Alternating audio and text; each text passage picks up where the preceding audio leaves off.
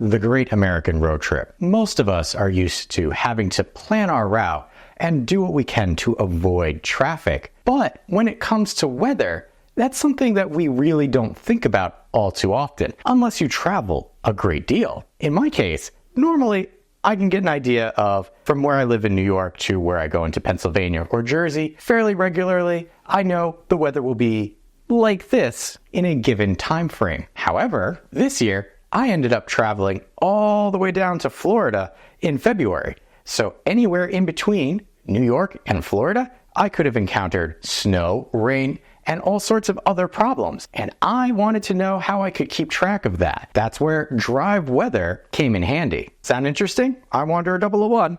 Let's get into it. For starters, the application itself is ridiculously simple. It will show you a route on major highways from your starting location to an end location. It will show you the weather along that route. Each of these circles indicates something unique. So if I zoom up here, because I'm filming this later in the evening, there are black circles around these icons. That indicates that I'm going to be driving in the dark or in the evening. Once I get down here to about Georgia, notice they don't have a circle anymore. Well, that means I'm driving during the daytime. Each one of these icons means something different. If you want to know what these icons mean, simply come down to the question mark and it will let you know. So you'll have icons for rain, snow, thunderstorms, fog, freezing fog, hail, freezing rain, smoke, haze, dust storm, tornado, blue skies, in between overcast.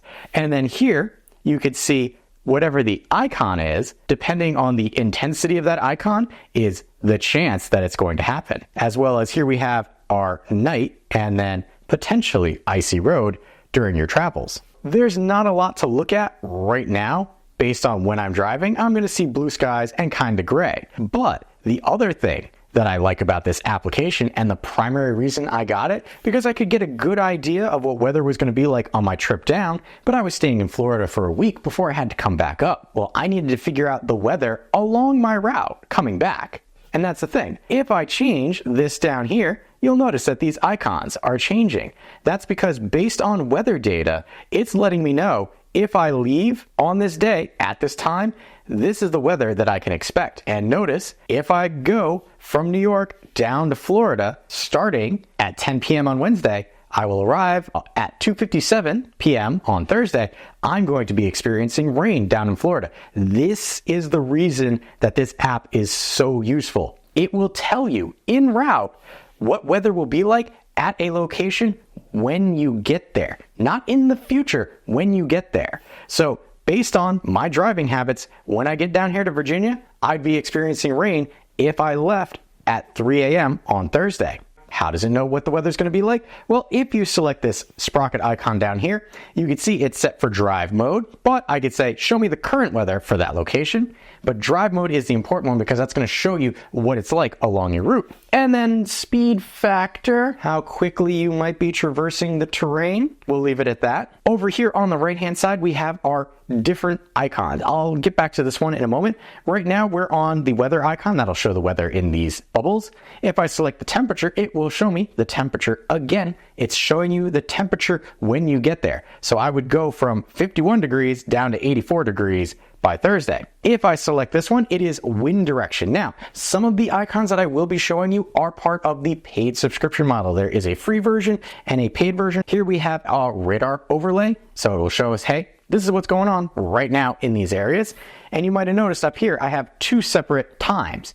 That's because right down here, there are two separate routes. If I come back to my weather, I could say, well, let me see what the weather's like on this particular route as opposed to that one. That is something that you set up when you're first looking for where you want to go. Down here, the last icon is filtering. So maybe I don't want to display specific things. So in my case, I don't want to have it display chance of or late precipitation.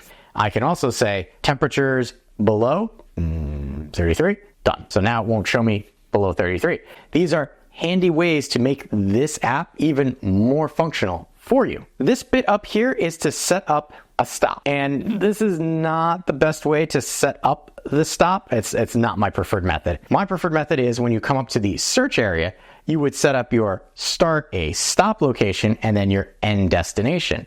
You can also say avoid tolls or compare routes. The compared routes is what I had on that showed me the 2 routes.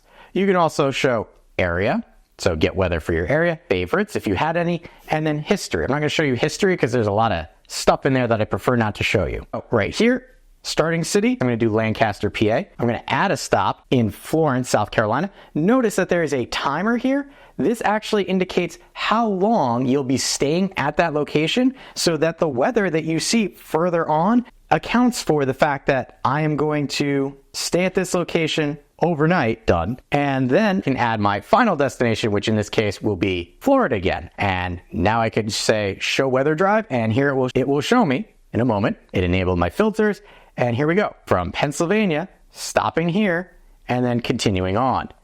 You notice I go from gray skies and rain to blue skies. If I take this away, all of that would be rain when I got there. So just that 8-hour detour made all of this blue skies, which is great. That is the basic functionality of what this can do. And I know it seems ridiculously simple, but this app was a godsend on my last trip in February. Having to worry about rain and snow, I didn't have to because this app let me know exactly what I was going to be in store for ahead of time, up to a week ahead. So right here, Sunday, I'm seeing blue skies. If you want to change more settings, you simply come down to the sprocket icon right here, and you've got app settings, show night, which is that circle, avoid highways, yes or no, readers, vehicle type, weather display level, update from location, you want that, show date in timer slider, I find it makes it a little easier, and enable clustering, which is if something like this, you get a little closer, you can see it's kind of throwing all the dots together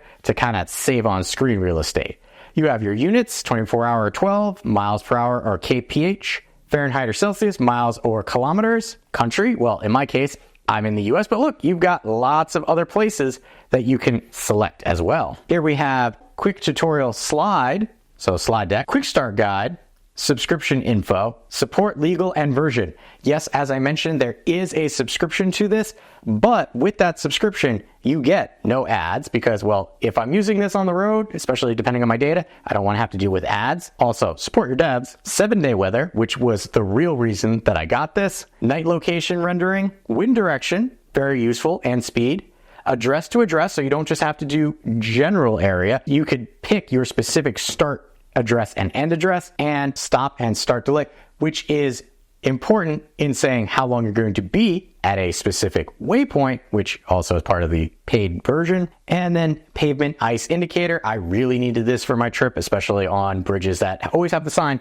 bridge may ice over before rest of road. I do understand that the subscription is a little on the pricier side, especially for an annual subscription. But if you do a lot of traveling, whether it's cross country or even a couple times up and down the East Coast like I do, having this type of weather information to me is invaluable. So if you are concerned, like I was, about what weather conditions could be like along your drive, you can't go wrong checking out Driveweather. If you found this video helpful, remember to hit that like button to help other people find this video as well. If you like what I'm doing here and want to be notified of my next review, hit that subscribe button. On screen now, you'll see 2 other reviews that I've done in the past that YouTube thinks you'll find interesting.